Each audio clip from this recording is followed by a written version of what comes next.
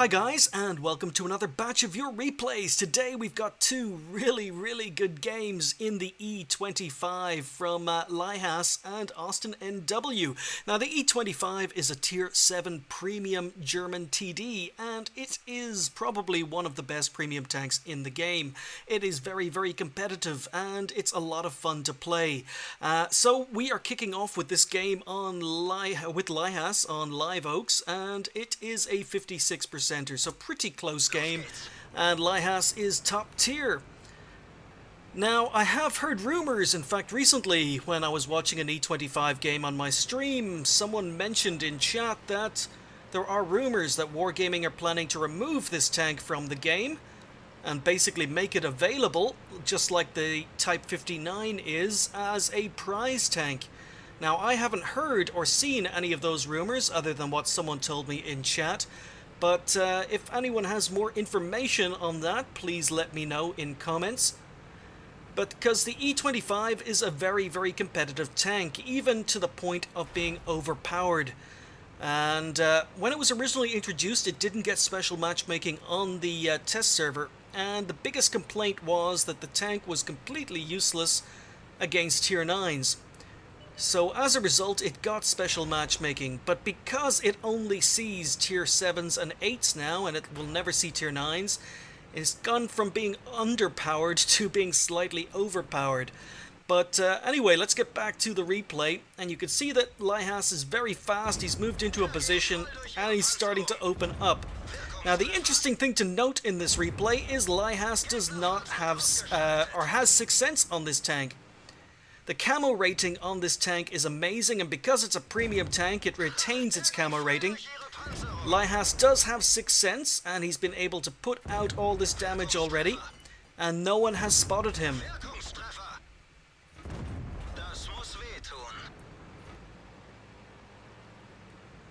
So he is just working this corner, playing like a TD, using his tank's camo rating and huge rate of fire in order to put out damage, and has not been spotted. Now the E25, it does have some weak points. It has no armor, so pretty much anything that shoots at you is going to pen you. The penetration on its gun is lacking as well, at only 150 millimeters of penetration. The alpha damage is not fantastic at 135 for a tier 7 TD. And it doesn't carry a lot of ammunition. So, nice blind shot and a T1 heavy. That's lihas' second kill. So the tank does have its weak points, but it has a lot of strengths. It is fast, it is mobile, it has an amazing camo rating. It's a very small tank, so it's very hard to hit, and even though the penetration isn't great on the gun, it does get decent premium ammunition, so 194 millimeters of penetration. It's got a high rate of fire, high DPM, and pretty much, even though the tank does have some weak points, it has so many strong points that it really doesn't matter about the weak points on the tank. So lihas has still not been spotted. He's on 2 kills. He's continuing to pump out damage. And as you can see, he is bouncing the occasional shot.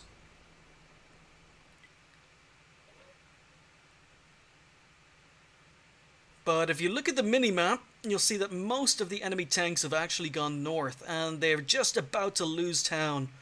So the AT-8's gone down, the PZ-34 in town has gone down. There's literally just an AT-2 left in the north of the map. The penetration is lacking. You can see an orange reticule on the side of the turret on the T-29. But any time around now, lihas is going to realize the north of the map has collapsed. So he's still going to work here. Tracks the T-25 AT. Look at the rate of fire. Just chewing up enemy tanks.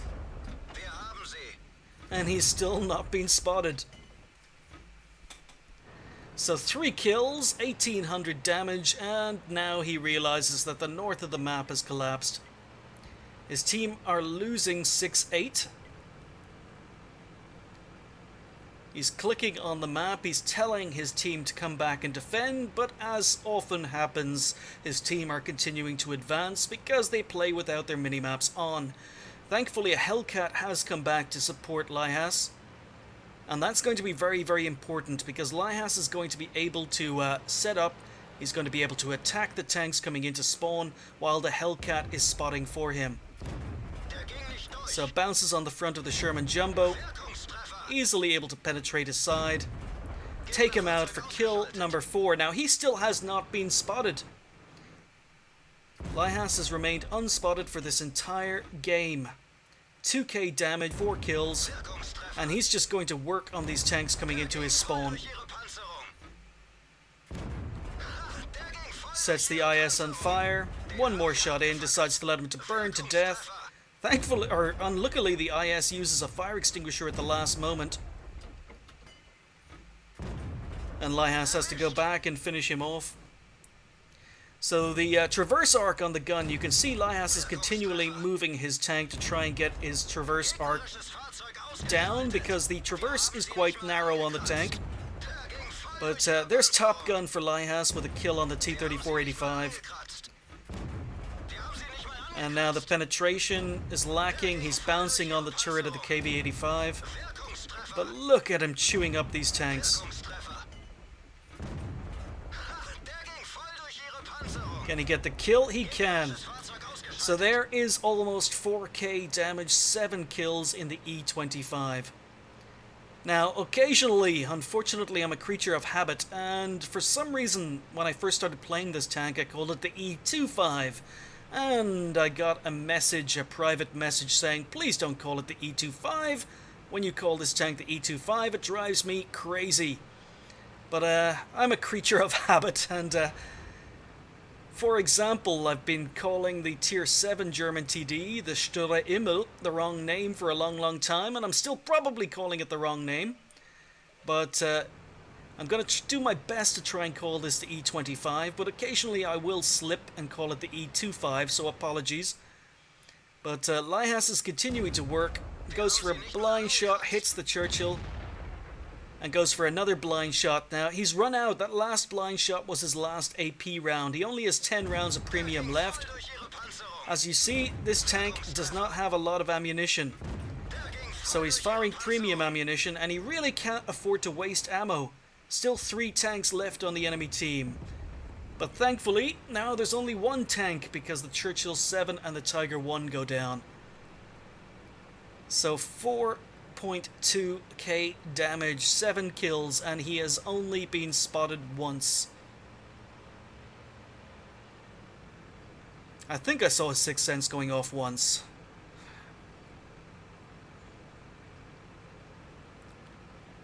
So again, you can see how fast and mobile the E25 is. He's going in, he's closing in on this KV-1.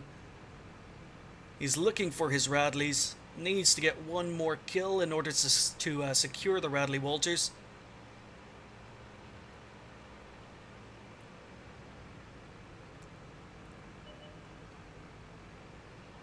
And he ambushes the KV-1, takes a hit, rams the KV-1, tracks him.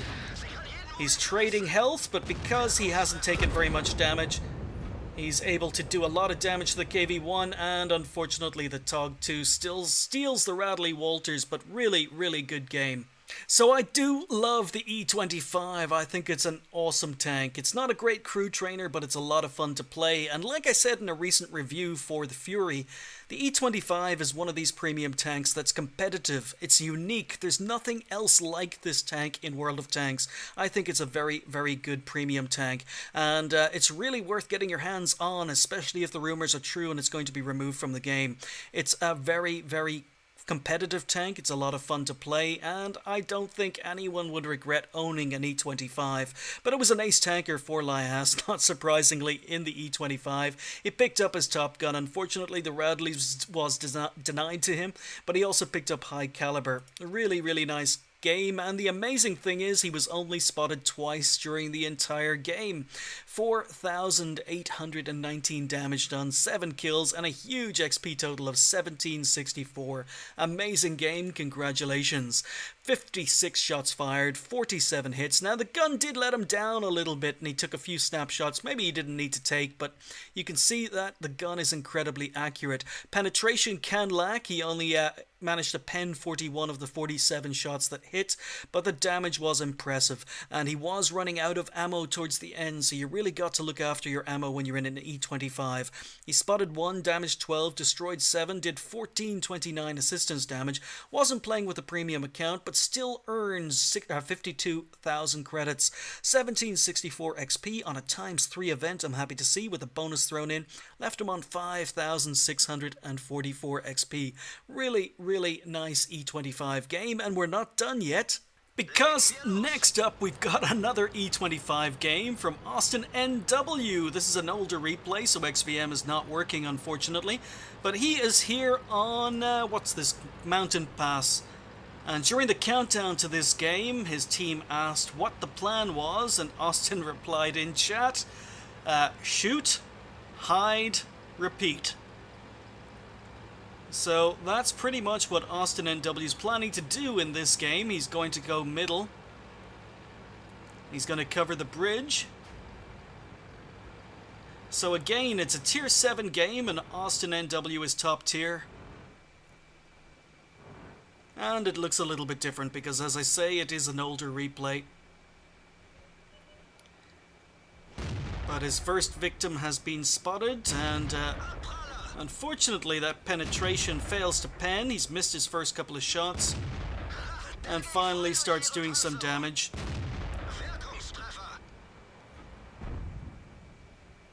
So not much to shoot at unless the VK comes out of cover, and he does.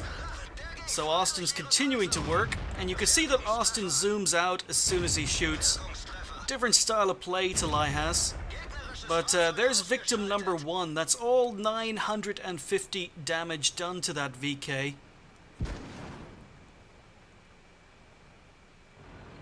So pretty impressive start, and you can see that the DPM on the E25 is just awesome.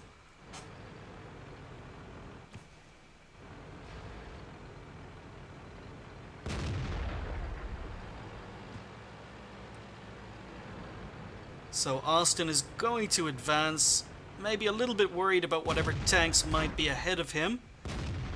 There are friendlies getting shot from directly ahead of them, but nothing appearing on the minimap yet. Okay, finally an E20 has been spotted. RT is working this area of the map. And Austin's looking for potential victims coming down the ice road, but nothing seems to be happening.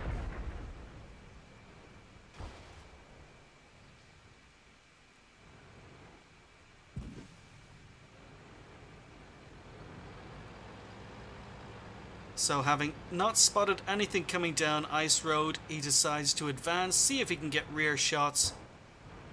We know that there's an M7 medium, a T1 heavy, and an SU-100Y, and now a BZ SFL 4C has been spotted.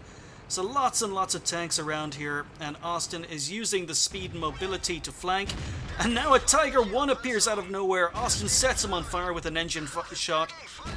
It's just continuing to work here. Bounces the Tiger, very lucky bounce. And he is just continuing to work. Tiger hits him for no damage, just does track damage. Somehow the enemy M7 managed to drown himself.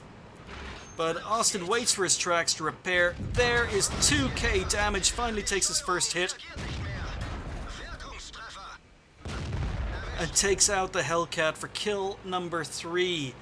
So his gunner is down, his driver is down. He decides to use his first aid kit on his gunner. But he bounced 2 shots from the Tiger. Both shots from the Hellcat went in, but thankfully the Hellcat wasn't using the final gun. Austin is able to come around this corner. He's on 2.7k damage. He's on 3 kills. He's got the rear of a T1 heavy. Gets 2 more shots in, and he's ambushed by the PZSFL. Very dangerous tank on the enemy team, so PZSFL does a huge amount of damage to Austin. Austin's down to 129 health. Does take out the PZSFL for 4 kills, but his driver is dead. He's a one-hit kill to most tanks on the enemy team. But you can't deny that he has done his job already. 3.3k damage. So they're being capped. He knows that there's at least one tank up here, but an SU-100 was also spotted going this way.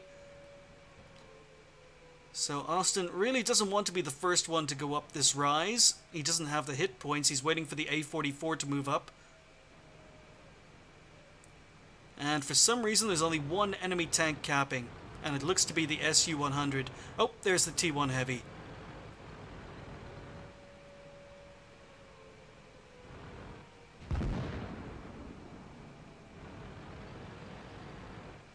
So he's trying to find the gun depression.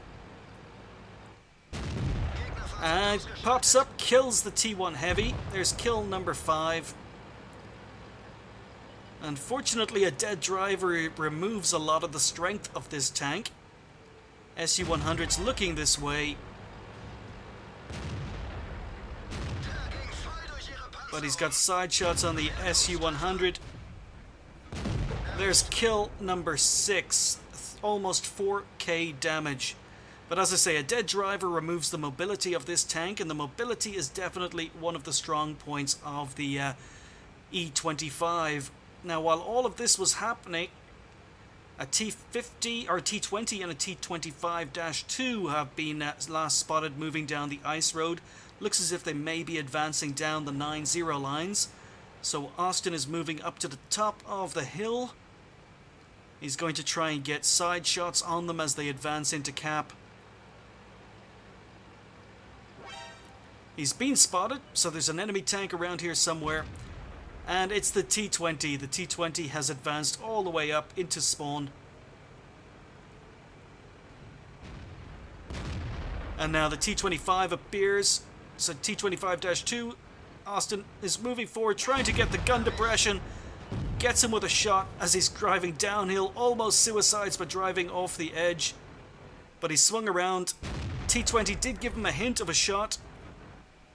Austin's trying to get his gun down. T20 reverses. First shot's a bounce. And Austin's able to go to work here. He is a one-hit kill. He's on 7 kills. Needs one more. T20 misses, and Austin takes him out for kill number 8.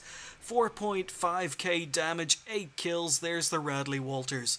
So I told you I had 2 really good E25 games today. It was another ace tanker. It was a Radley Walters with a Top Gun thrown in. It was also high caliber and a Defender medal. Really well played by AustnW. He finished up with 1591 XP, 4.5k damage and 8 kills. He fired 40, so not as many shots as Lihas did in the first replay, but he hit 36, pen 35. Huge amount of damage. He received 6 hits and 5 of them were penetrations. So as I say, the armor on the E25 is not fantastic, but it makes up for it in its speed, its small size and its mobility.